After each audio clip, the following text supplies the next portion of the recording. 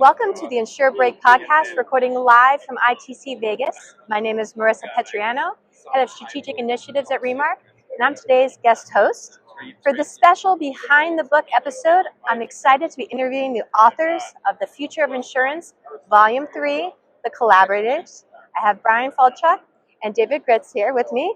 Bryan and David, welcome. Thank you very much. Thanks for having us. Yeah, it's great to be here with you at ITC Vegas, especially since the theme of your book is quite fitting for the conference. In its essence, ITC Vegas is all about collaboration. For many of the insurtech and carrier relationships, this is where the collaboration begins, making that first connection here at the exhibit hall. You can feel the energy all around us, right? So just to kick things off, David, given your breadth of perspective in the life cycle of collaboration, how important is that first connection? Yeah, so we actually had this topic on a panel at our accelerator 2 weeks ago, how to make a good first impression. And I think the first impression is essential. And the reason why is actually even more prominent now than it used to be. Because it used to be that, InsurTech was a new thing, so people would give everyone a chance. But now that we're almost, 8 years into the InsurTech trend, the startups are essentially now more of a commodity than, I would say, a pure interest piece. So if you're a startup, you're approaching a carrier, you're approaching a solutions provider to go to market, you have to demonstrate that what you're doing is unique and different from the other startups that are in the market. You have to demonstrate that you as a person are someone that the person that's across the table from you wants to spend time with, wants to work with, and is going to be easy to work with, because a lot of these startup solutions are not like a 5-minute transactional thing, but it's a decade approach. Or I was just having breakfast with life insurer in Iowa, and they said, some of the life solutions that are important to us, they have to work for the life of our policyholders, because we're, a life company. We have term products, we have whole life products. So if the solution you have won't work for the life of the policyholder, then it's not going to work for us. So you have to exude that confidence and that long-term partnership mentality from the very beginning. I just looking at the exhibit hall in general, and just over the last few years, how much it's grown. I swear it's just doubled really in the last few years. It just shows the level of competition out there when it comes to insurtechs. Like, as you said, that was not a thing in the past. So let's go ahead, let's jump into the book. In your exploration of the build versus buy dilemma, you highlight the importance of collaboration and learning from external partners. So I'm going to jump over to you, Bryan. Could you share a specific example or experience from your own work where the decision to collaborate or build had a significant impact? And how did the insights from that situation shape your perspective on effective decision-making in the industry? Well, I'm going to cheat a little bit and answer kind of the opposite. So it was the decision to not collaborate, but I think it was a subconscious one. And I think it's kind of an epidemic for the whole industry, where this was a build, not a buy situation. But I've seen the same sort of dynamic in buy, where we treat the other party as just that, an other, even when they're internal. So, I always ask when I talk about the book, I'm like, how many of you talk about IT like it's another company, or like it's a single person? IT did this, or IT won't do this. And I'm like, who is IT? Like, it's not a single person. And I think that's at the heart of it is collaboration. I think inherently people think it means us plus someone external, and it can be, but we collaborate every day. And that's true whether you're in the office or remote. I know people say it's harder to collaborate, but we do it every day. And the problem is, so often we think about the other, and we separate ourselves. And so what this really is about, and a lot of the lessons in the book and from my own experience, is how willing are you to treat anyone as if they're part of your team, whether they work within your walls or not, whether they are someone you're buying from or someone you're building with as part of the same company.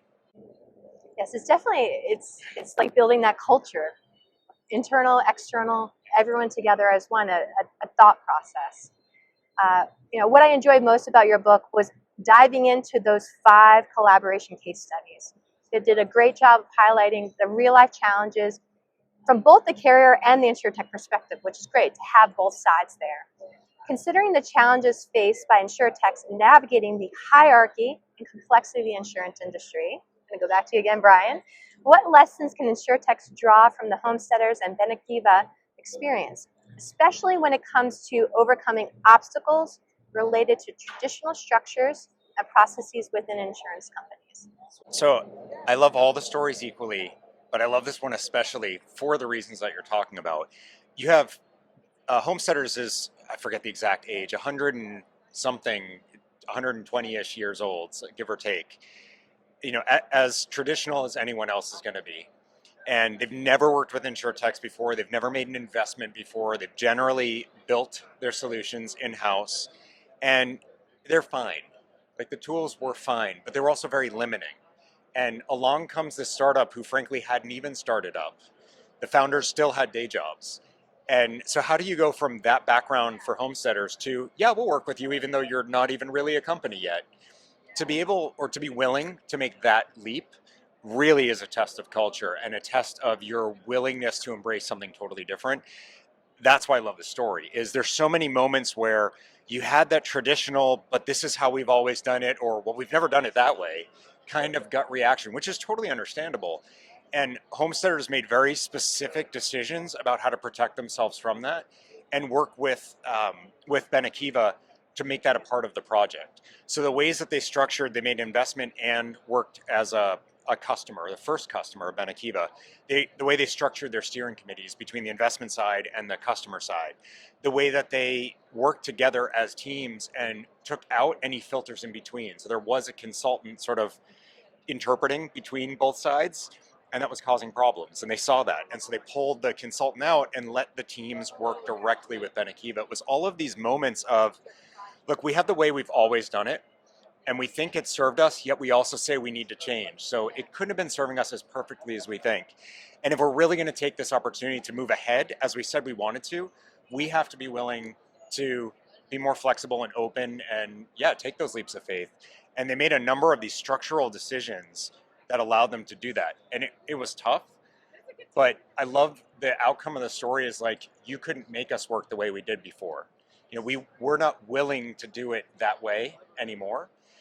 Which I think it doesn't really matter if you get a new system or not. Like, that's fine. There's lots of great systems, but if you change your culture, your openness, your willingness, your mentality, that's the thing that actually leads to the long-term success, not this one system you put in today versus 10 years from now. It's interesting with digitalization, it's more than the technology, right? You can have great tech, but if you don't have the people, the culture, it won't be successful, or it will be a lot more challenging, let's just say, for it to be successful. It can be fine, but it's never going to be more than that. Exactly. Yeah. So of course, we're in insurance, so we got to talk about risk. So proactive risk management was another learning from your book. In the context of Ohio Mutual's emphasis on preventing losses by identifying potential risks, I'm going to go to you, David, now. What are the key challenges in embracing a more preventative approach? And how can insurtechs play a role in reshaping the paradigm? Yeah, so I think for those of you who are at this ITC conference, you heard this theme from Gary Vaynerchuk about, complacency. And this industry as a whole is very much complacent because generally compared to some other industries, there's a lot of barriers to entry. It needs a lot of capital to create a carrier. And there's a lot of brand and trust recognition that, someone who's existed for 100 years is going to have that a startup's not going to have. So because of that, it's easy to say we're not going to do risk management. So it's not that we're going to change our fundamental underwriting or our rating variables, but we're going to look at these key things that have a huge impact on losses, right? How many of our policyholders are likely to sue the company, to hire a public adjuster, or to file one of those incremental claims that may or may not be if it's a different policyholder. So what they were able to kind of embrace or take advantage of is the ability to see forward before you actually get to underwriting what a policyholder's proclivities are likely to be, as kind of looking at their psychometrics, which is like, is someone adventurous or are they open-minded, and how does that affect the makeup of the book? And I think that's one way to look at risk management. There's, managing your existing book and putting out things that will actually change their behaviors, or being selective and creating the next generation of the right book. I think a lot of times, conflict is kind of like a dirty word, but I think oftentimes it's a good thing to have, right? Healthy conflicts, having people that to raise concerns and address problems and bring risks to light, right? You need that to create a great product, right? And to move things ahead. So, we're at a tech conference, so we need to take some time to talk a bit about that. So, when it comes to risk mitigation, I'd like your perspective on how the insurance industry can further shift towards a proactive model leveraging AI and innovative technologies to identify and mitigate risks before they escalate. And then I'm not sure who wants to kick it off. I'm happy to start. So I think there's two ways to look at it, right? One is, how can we use AI to identify what policyholders are being proactive? So the perfect example is in the wildfire space, which is this year is probably the worst impact of any single peril that wasn't planned ahead. And even, like, compared to convective storms or even hurricanes, because ultimately wildfires wasn't as significant in certain states as now it is taking place, impacting Washington State, California, and Colorado. So there's great companies out there like Firebreak Risk or Wooey, which what they're doing is they're using that AI application of machine vision to look at all of the properties, the surrounding shrubs, and the, I would say, disconnected space around it, to see, is this going to burn or not. So if we applied that same methodology that they're using in Hawaii, it might not have happened and played out the same way that it did in the destruction that happened in Maui. So I think that's the future, using AI and machine vision to be able to identify how policyholders can be proactive, clean up the shrubs, use different building materials, and protect their homes. On the flip side of it, there's using AI after the claim has already happened, right? Like, you're going to have to pay out something, but you have to take your limited resources of adjusters and figure out which claims are really going to balloon, whether it's on the casualty side, the workers' comp side, or it's the property side. So there's great companies, like Doc Lens or Optimal X, that are helping to understand the risk that a claim will become a lot more severe in the future, and taking in the data that will take humans, hours to read, and being able to digest it so the claims adjusters can focus on the most important things. I, I agree with all that. I think that for me, I also think about the barriers. So one is, when you talk about AI, there's a basic adoption piece to it. And part of that's cultural, and part of that is technological. So do we have the tools, but also, where's our data? Is it in the cloud? Is it clean? Is it usable? Because obviously bad data teaching a model will amplify those problems. But what I actually have seen quite a bit of is carriers will look at something in the prevention space, and outside of like large engineered risk where you have risk management, loss prevention services baked in, thinking more like small commercial homeowners lines where there's no budget to pay for these things, whether it's a SaaS subscription for an AI tool, or installing of a sensor, or a service going out to the property, or whatever. And so the carrier will look at it and say, we see the ROI, we recognize it's positive, but we don't have a budget to put that cost into, so we're not going to be able to do this right now. And that's the thing that really frustrates me, because we're looking at something that makes a known problem that's causing carriers to pull out of markets, to not be able to compete, to not be able to get a sufficient rate, or to have to charge a rate that people couldn't afford to buy. We have a solution for some of those problems, and because we just don't know which cost center to put it into, we get stymied. And so I think there's, as much as there's an AI adoption cultural question, there's also a sort of finance and cost allocation cultural question that's very simple, and we could solve for in a heartbeat. And I've seen some carriers say, we're just going to stick it in claims, even though it's sort of the opposite of a claim. It's a not claim. Yeah, exactly. But the CCO is like, well, I know that will ultimately benefit our loss ratio, so we're going to take that on as an unallocated expense. And that's a great interim solution, but this is such an easy one for CFOs to fix. I would love to see that too. So like, yes, adopt the tools and the AI and all that, but you're going to start with an even simpler question is like, do you know what cost center to put it in? And if the answer is no, you can solve that today. So why don't you do that? It's exciting. It'll be interesting to see the impact it has not only on our industry, but even just society as a whole, which is great. That's part of what I love about insurance is like we can really impact the broader society with obviously our coverage, but also the solutions to reduce risk. So, all right, next question. In navigating the challenges of balancing innovation, cost considerations, and building trust, especially when dealing with less established insurtechs, this is for you, Bryan, how can collaboration help balance these considerations? So I worked at an insurtech that was very young, very new, and we went up against, we got to bid on business that we were then shut out of because of our age. And when we were writing this book, there was a carrier who had said, we can't work with a company with less than 12 years of in business experience. And so I did the math. We had one competitor at the time. They also were under 12 years. But when we wrote this book, that company would have been 12. And I say would have been because they were out of business. And the company that I was at is alive and kicking and doing well. And so it's like, well, so this is a very traditional, like, oh, well, thou shalt not, insert, why 12? I was so curious, like, why did they pick 12? Is that like that 11-year-old company is just such a mess, but the 13s are great? Um, this sort of mentality, I think, is where we need to shift. And it's, the Benakiva and Homesteaders example, Kinetic and Nationwide, Pinpoint Predictive and Ohio Mutual, example after example, you see where working with a company that is very different from your own, different mindset, different culture, different approach to how you answer the question of how might we solve for this, really starting to broaden your horizons.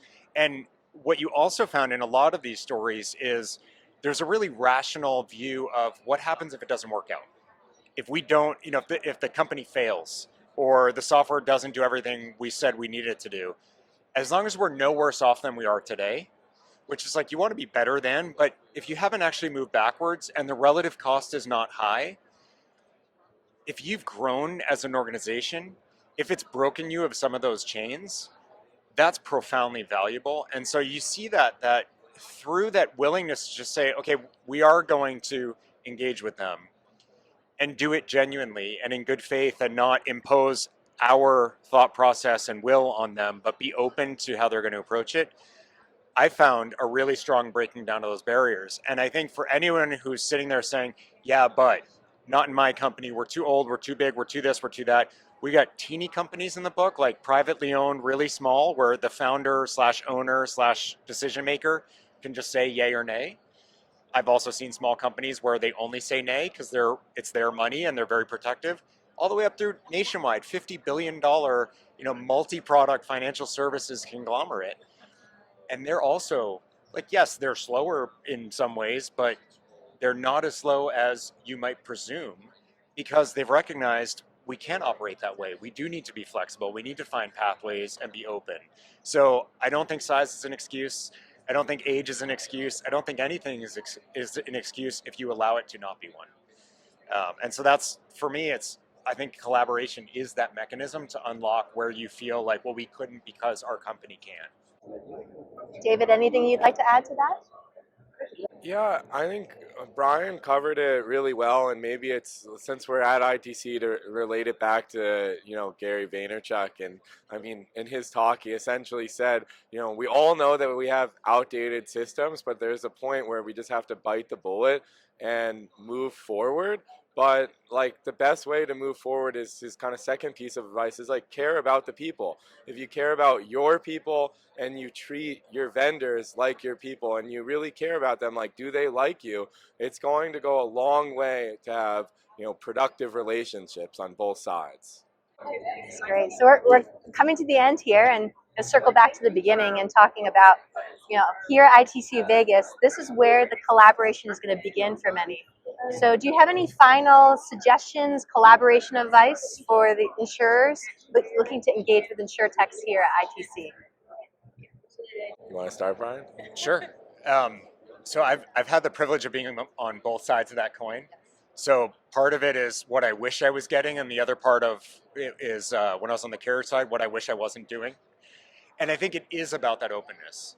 So often, we get pulled into a booth or into a conversation and we didn't ask for it, we didn't want it, and so we shut down.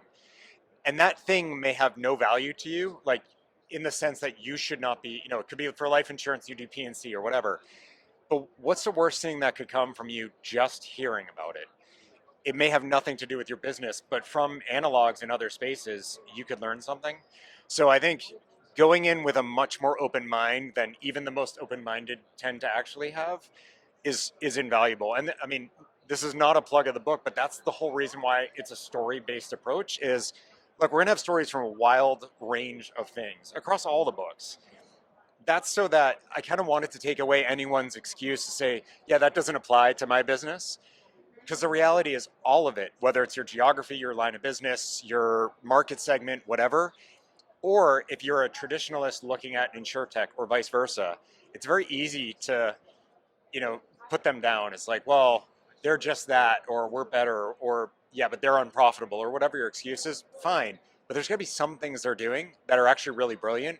What if you could do that with all the things that are so great about your company? Then imagine what it could be. So just having that truly open mindset, even when things seem to be irrelevant or unrelated, worst case scenario, you hear about something interesting and maybe it gets you thinking differently. Yeah, so to complement what Bryan shared, I'm going to kind of share advice from our accelerator from Rhonda Mercucci at Gallagher, which is do your homework, right? And a lot of startups, they look at a carrier's name and maybe someone's name and they're like, oh, I'm going to schedule a meeting. And then you get that meeting and you just show up unprepared. Like, think about it from the carrier's perspective. You ask them what they do. Like, at the bare minimum, you should, research the company. At the highest level, like, you should really understand what is their division, what are their drivers, who are their competitors, what are they trying to accomplish. So when you go into that meeting, that 15 minutes that you have, you can get to the actual important pieces and not be trading, where are you from, and focus on, where are you going. So I think doing your homework is not just a startup carrier thing. It can also be an investor startup thing and a carrier startup thing.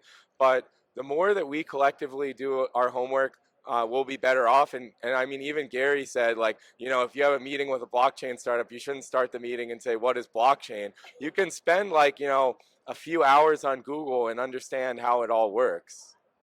It's a respect as well, right? If you're taking the time to chat with someone, let's make it productive, right? So that's great I would advice. just add, this is an industry where you actually can see all of the carriers' financials. In lots of industries, unless they're public, good luck, right? If they happen to post something, then you'll get it.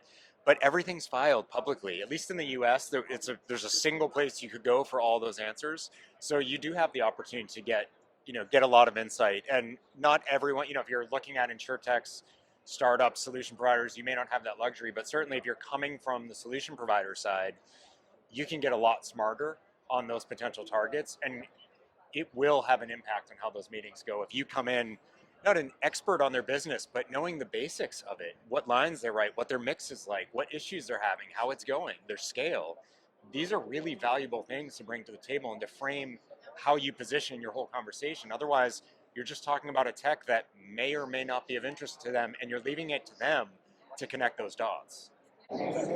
Excellent, excellent advice. Thank you both for joining today's podcast. If you haven't already gone out there and gotten their book, The Future of Insurance, The Collaborators, Volume 3, I highly recommend it. I enjoyed reading. I actually did legitimately Thank you. read the book. And I think a lot of learnings, even if you're not in tech or looking to get into tech, this is applicable to a lot of just business in general. I mean, you can apply these concepts to a lot of things, so I highly recommend it. But once again, thank you. It was great meeting you both, and enjoy the rest of ITC. Thanks for having us on. Appreciate it.